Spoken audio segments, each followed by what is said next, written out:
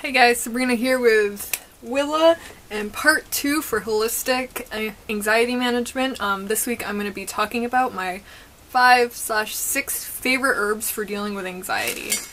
So let's just jump right in.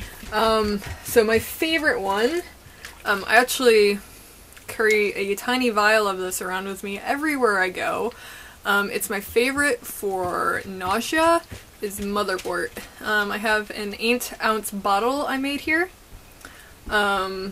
This is just an extraction with honey and vodka for like a month or so.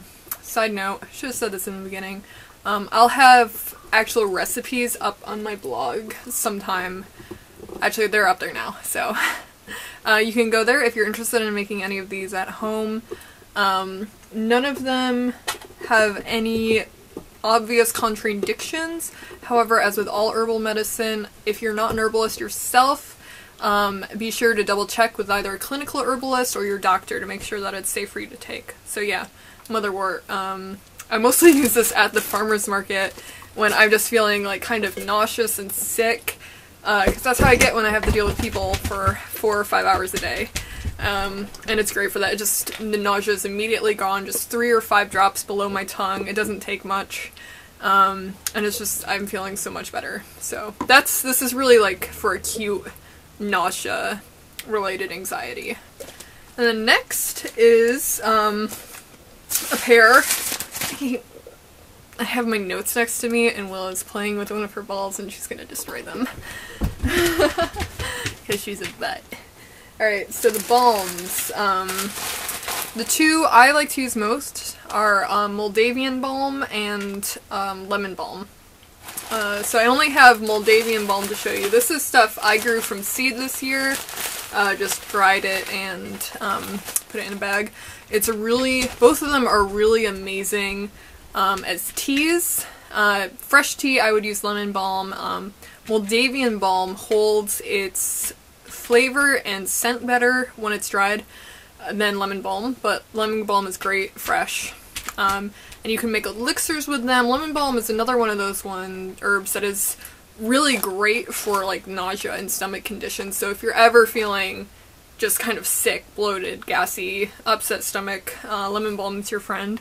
And they both also make really delicious infused honeys. And like I mentioned with motherwort, I will have a recipe up on my blog for how to do that. And these are both great, whereas motherwort is good for acute, like, oh my gosh, it's all at once. These two are good, Liz on my lap now, are good for more long-term management. So just like having a cup of tea every morning or oh gosh. Anyways, good for more long-term management and just as a way of dealing with anxiety. So, okay, next up on my list is California Poppy. This is some I'm making myself and the label says nettles. I have another label on top, don't worry, but I'm gonna take this one off to avoid any confusion. California Poppy. This is another one, like motherwort, that is good for acute cases. So this is my go-to when like I can't sleep because I can't stop thinking. Everything's going in circles in my mind and it just won't stop. So I pretty much always use this as a tincture. It's pretty bitter and nasty tasting. But some people I've read will put it in tea mixes, but I don't want to do that. I've done that. I didn't enjoy it. So tincture it is. And California Poppy, it is a poppy. It's non-addictive and safe for everyone, like even for children who cannot sleep. They can take California Poppy, and it doesn't have the same opioids in it and other compounds that like the poppies for like heroin and like pharmaceutical grade opiates come from. So it's totally safe. It's a different genus. I'm gonna butcher the pronunciation, so I'll have it on the screen somewhere. It's probably already passed. But yeah, California Poppy, so dear to me. That's another one of the plants that I grow. Like grow every year. I grow a lot. Alright, and then second to last pair is lost my thing. Lavender and rose. So these two, actually, so this is Rose Absolute Essential Oil. You could also use lavender. They're both really wonderful for use in aromatherapy, which is really the only time I actually use essential oils. I think it's a bit of a waste of plant matter to use essential oils for everything. I'm much more a fan of whole plant medicine, which is why everything I've talked about today is stuff I can wildcraft here in Western Washington or can grow myself and do myself. So it's really accessible, and I feel like essential oils are largely not accessible. Like, I'm pretty sure this bottle cost me $14, and I've used almost half of it. Makes me sad, but it's really wonderful. Just like, you can pop it open and just taste it. Don't do that. Just take a nice deep breath, and it works really well in aromatherapy. Really great with lavender. Both of those together. You can take other ways, such as a tincture. I have an elixir of white rose petals. Actually, no, they look white now, but they were yellow. They're from a yellow rose, and some linden blossoms in here with honey and vodka, making an elixir. Super tasty, so lavender can also be used in there. Linden, be careful. I love linden tea. In a tincture though, if you have heart conditions and other blood conditions, probably not for you, so I would stick with rose and lavender, and they're both very safe. And delicious, and you can make teas and infused honeys and elixirs and put them in your bath, use the essential oils for aromatherapy, use hydrosols. I think out of all of these, rose and lavender are the most widely used and widely available. Alright, and now for my last one. This video is pretty short. Tulsi, or holy basil. This is some more. I grew this again this year, and I love it so much. Tulsi is what's called an adaptogen herb. I think out of all your choices for adaptogen herb, it's my personal favorite because I can grow it here. It tastes really good. Like Schizandra tastes like tree. Like spicy tea, like tree.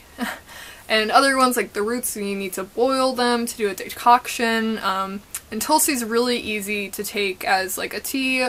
I have a jar of tincture up there. I've also made, over here, I've made a body oil infused for 3 months with Tulsi leaves. It smells amazing. It's a little spicy, you get a touch of basil, but there's also something that's just super uniquely Tulsi in it. And I highly recommend this for anyone who's been recommended adaptogens because, I didn't mention this earlier, but adaptogens they're gentle, they're safe for everyone, and they're really good for using over long periods of time.